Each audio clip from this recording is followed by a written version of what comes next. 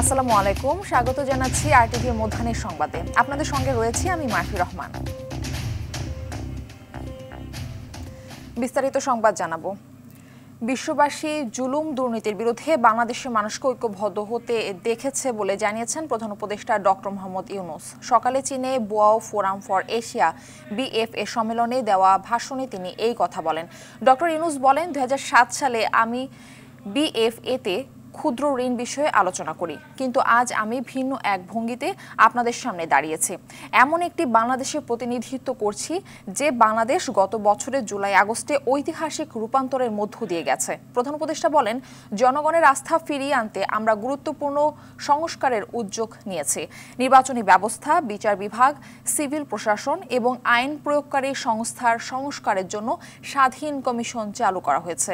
এই সংস্কারগুলো বাস্তবায়িত হলে জাতির মৌলিক রূপান্তর নিয়ে আসবে। এই সফর বোয়াও ফোরামের পাশাপাশি তিনি বিশ্বখ্যাত ও চীনের বড় বড় কোম্পানির প্রধান নির্বাহীদের সঙ্গে বৈঠক করবেন। Our economy should focus on social business, which is increasingly regarded as to chart the future of business, where innovation, purpose, and responsibility converge.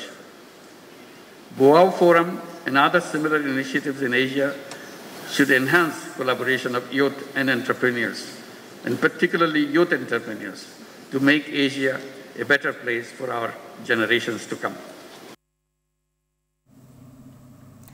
আজ পবিত্র লাইলাতুল কদর বা শবে কদর। সন্ধ্যার পর থেকে শুরু হবে শবে কদরের রজনী। যথাযোগ্য ধর্মীয় মর্যাদা ও ভাব গাম্ভীর্যের পাশাপাশি পরিবেশ সারা দেশে রাতটি পালিত হবে। মহান আল্লাহ লাইলাতুল কদরের রাতকে অনন্য মর্যাদা দিয়েছেন। হাজার মাসের ইবাদতের চেয়েও এই রাতের ইবাদত উত্তম। এই রাতে আল্লাহর অশেষ রহমত ও নিয়ামত বর্ষিত হয়। পবিত্র এই রাতে ইবাদত বন্দিগির মাধ্যমে মুসলমানরা আল্লাহর নৈকট্য লাভ করতে পারে। অর্জন করা যায় তার অসীম রহমত, নাজাত, বরকত ও মাগফিরাত। পবিত্র শবে কদরে রাজধানী সহ সারা দেশে ধর্মপ্রাণ মুসলমানরা আল্লাহর প্রতি শুকরিয়া আদায়ে মসজিদ সহ বাসাবাড়িতে ইবাদত বন্দেগীতে মশগুল থাকে। নফল নামাজ আদায়, পবিত্র কোরআন তেলাওয়াত, জিকির আজকার ও দোয়ার রাতটি কাটায় মুসলমানরা। তবে শবে কদরের পর থেকে ঈদুল ফিতরের আমেজ শুরু হয় রোজাদারদের মনে।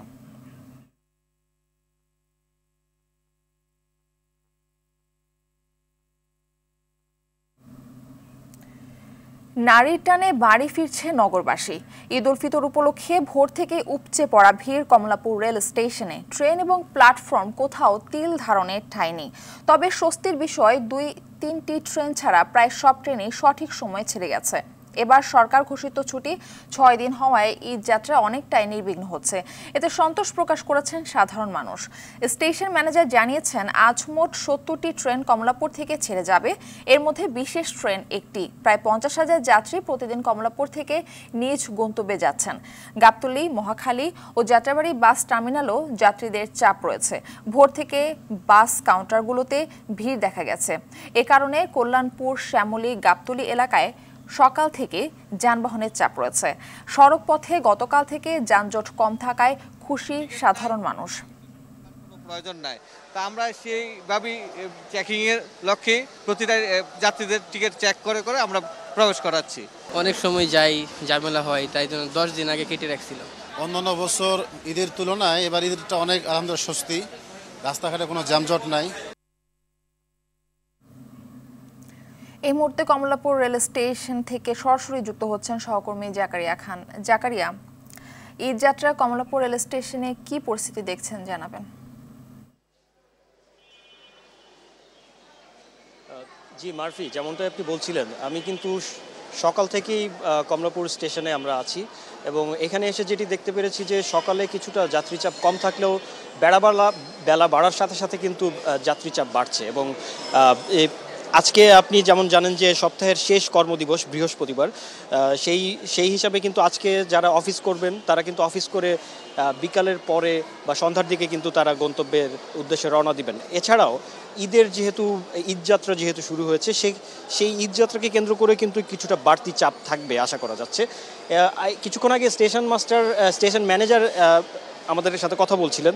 তিনি যেটি জানাচ্ছিলেন যে প্রতিদিন এই কমলাপুর থেকে প্রায় 50,000 যাত্রী তাদের গন্তব্যে ছেড়ে যায় এবং সেই চাপ চাপ সামাল দিতে কিন্তু এখানে 3 স্তরের নিরাপত্তা ব্যবস্থা তারা নিশ্চিত করেছেন এবং প্রত্যেক যাত্রীকে তাদের টিকিট চেক করে এবং সঠিক টিকিট না থাকলেও বা মোবাইলে যদি ছবি থাকে সেটি সঠিক আইডেন্টিফিকেশন করে তারপরে কিন্তু তাদেরকে ঢুকতে দিচ্ছেন এবং এবার ঈদে অতিরিক্ত যাত্রী হওয়ার কিন্তু কোনো সুযোগ থাকছে না সেই ব্যাপারে কিন্তু তারা সার্বক্ষণিক পর্যবেক্ষণে রয়েছেন এবং যেটি বলছিলেন যে এবার ঈদের ট্রেনের ছাদে যাত্রা করা বা বিনা টিকিটে যাত্রা করার কিন্তু কোনো সুযোগ নেই। আর ওনারা বলছিলেন, স্টেশন ম্যানেজার যেটি বলছিলেন আমাদেরকে, যে এই যাত্রী নিরাপত্তাকে এবার সর্বোচ্চ গুরুত্ব দেওয়া হয়েছে। আর সেটি আমরা যাত্রীদের কাছ থেকেও শুনতে পাচ্ছিলাম যে তারা বলছিলেন যে এবার তাদের কিছুটা ভিন্ন চিত্র দেখতে পাচ্ছেন এখানে এবং তারা অনেকটা স্বস্তিতেই যাত্রা করতে পারছেন, টিকিট কাটতে পারছেন এবং ট্রেন পাচ্ছেন। আর একটি বিষয় আপনাকে জানিয়ে রাখি, যেটা সকাল থেকে যেহেতু আমরা এখানে আছি, প্রত্যেকটা ট্রেন কিন্তু একেবারে সঠিক সময়ে স্টেশন থেকে ছেড়ে গিয়েছে, কোনো ট্রেন এখন পর্যন্ত বিলম্ব করেনি। তবে বেলা বাড়ার সাথে সাথে যেহেতু চাপ বাড়ছে, বিকালের দিকে হয়তো কিছুটা বিপর্যয় দেখা দিতে পারে শিডিউলে, তবে সেটাও এখানকার যারা কর্তৃপক্ষ আছেন তারা বলছেন যে সে ধরনের কোনো সম্ভাবনা নেই, তার জন্য তারা আগে থেকে সব ধরনের প্রিপারেশন নিয়ে রেখেছেন। মারফি, এই ছিল কমলাপুর রেল স্টেশন থেকে আমার কাছে সর্বশেষ। জাকারিয়া, আপনাকে ধন্যবাদ। ঈদ ঘিরে দেশের বিভিন্ন সড়ক মহাসড়কে যানবাহনের চাপ থাকলেও যানজট নেই। সকালে ঢাকা টাঙ্গাইল মহাসড়কের গাজীপুরের চন্দ্রায় গণপরিবহন ও যাত্রীর চাপ রয়েছে। কিছু জায়গায় ধীর গতিতে চলছে যানবাহন, তবে বাড়তি ভাড়ার অভিযোগ করেছে যাত্রীরা।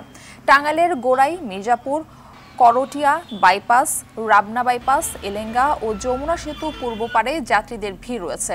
এখানে অতিরিক্ত ভাড়া নেয়ার অভিযোগ যাত্রীদের। অনেকেই ট্রাক, মোটরসাইকেল, প্রাইভেট কার ও মাইক্রোবাসে বাড়ি ফিরছে। এদিকে গেল 24 ঘন্টায় যমুনা সেতুতে টোল আদায় হয়েছে 2,78,00,000 টাকা।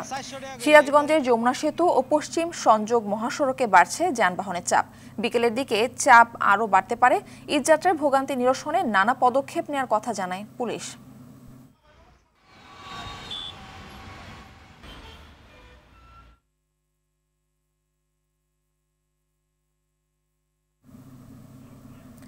এই মুহূর্তে গাজীপুরের চন্দ্রা থেকে আমাদের সঙ্গে সরাসরি যুক্ত হচ্ছেন সহকর্মী কামাল হোসেন বিপ্লব। বিপ্লব, মহাসড়কে যাত্রী ও যানবাহনের চাপ এখন কেমন দেখছেন জানাবেন?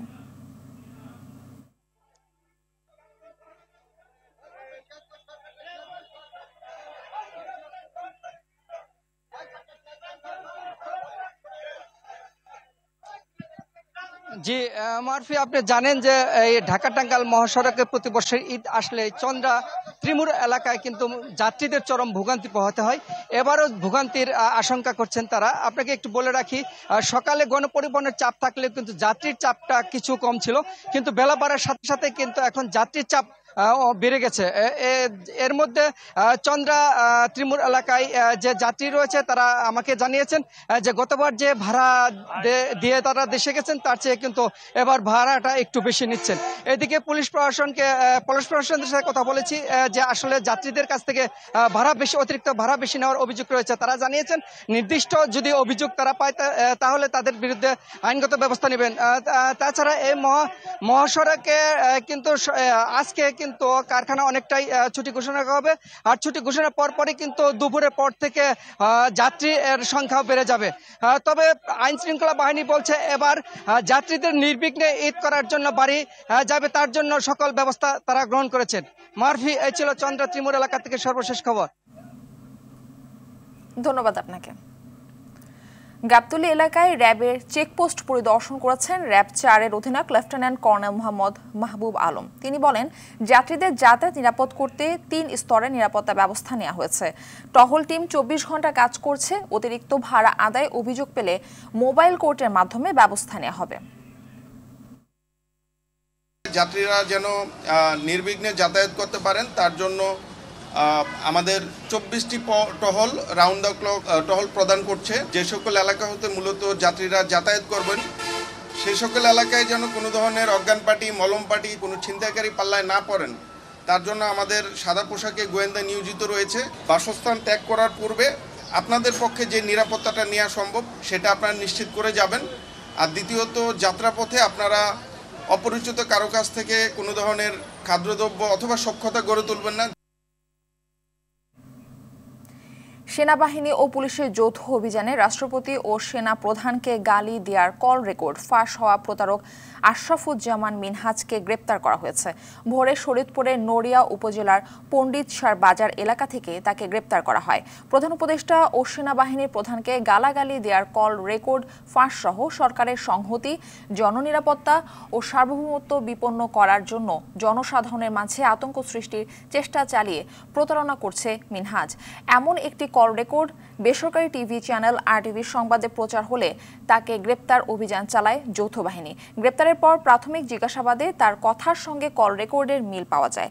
পরে নড়িয়া থানার SI রিয়াজ বাদী হয়ে থানায় প্রতারক মিনহাজের বিরুদ্ধে রাষ্ট্রদ্রোহ মামলা দায়ের করেন। শরীয়তপুরের জাজিরা সেনানিবাসে লেফটেন্যান্ট ইয়ামিন ইকবাল বিষয়টি তদন্তাধীন জানিয়ে বলেন, গ্রেপ্তার মিনহাজের ব্যবহৃত মোবাইল ফোন জব্দ করা হয়েছে। আশরাফুজ্জামান মিনহাজ ফেনীর দাগন ভূঁইয়া দরবার শরীফ ইউনিয়নের হারুন রশিদ ভূঁইয়ার ছেলে।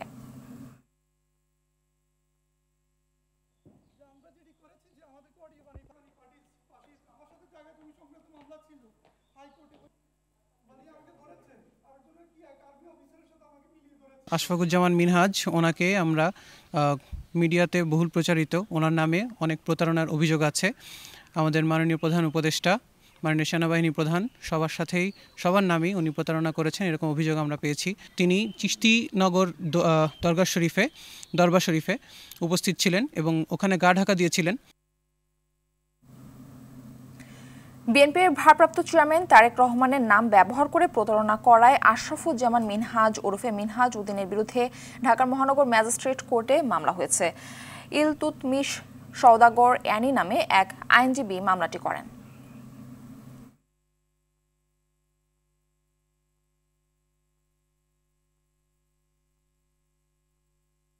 মেধাবী প্রতারক, তিনি 111 সময় থেকেই তার প্রতারণার কাজ শুরু করে দেন।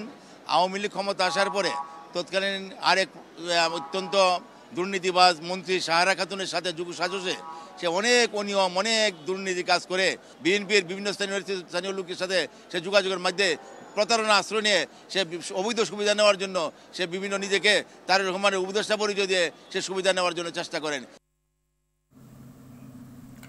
রাজধানীর ধানমন্ডিতে র্যাব পরিচয়ে এক ব্যবসায়ীর বাসায় ডাকাতির ঘটনায় 6 ডাকাতকে আটক করা হয়েছে। দুপুরে ডিএমপি মিডিয়া সেন্টারে ব্রিফিংয়ে পুলিশ জানায়, নগদ টাকা, স্বর্ণালংকার সহ মূল্যবান সামগ্রী লুটপাট করছিল।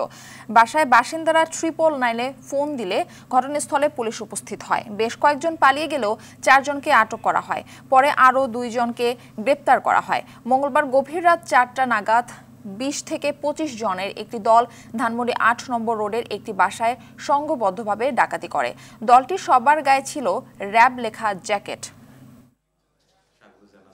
র্যাবের কোটি পরা এবং জ্যাকেট পরা অবস্থায় যেমন লোকজন ছিল, সাথে ছিল মিডিয়ার একবারে মাইক্রোফোন, জিটিভির মাইক্রোফোনের একটা ব্যবহার করা একজন সাংবাদিক ছিল, 2 জন ম্যাজিস্ট্রেট ছিল এবং যারা সোর্স হিসেবে কাজ করে বা এই যে এখন সাধারণত দেখা যায় ছাত্রদের একটা প্রতিনিধি 5-6 জনের ছিল।